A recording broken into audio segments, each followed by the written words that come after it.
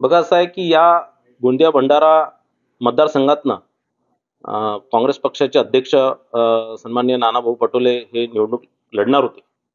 पण त्यांनी काल रात्री घोषणा केली की ते ही निवडणूक लढणार नाही. आणि म्हणून मी सुद्धा माझ्या पार्टीला विनंती केली की मी ही निवडणूक लढण्यास इच्छुक नाही.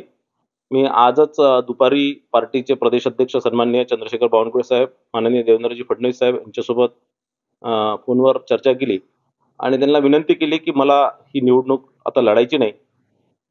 कारण काँग्रेस पक्षाने डॉक्टर प्रशांत पडोले सारखा एक डमी उमेदवार दिल्यामुळे इतक्या कमजोर उमेदवाराच्या विरोधात लढायचं नाही असं मी ठरवलेलं आहे. निश्चितच पक्षाने दुसऱ्या कोणत्या उमेदवाराला तिकीट द्यावी आणि ते सहजरित्या निवडून येतील असं मी पक्षाला विनंती केलेली आहे. निश्चितच पक्षाने माझी विनंती मान्यता दिलेली आहे.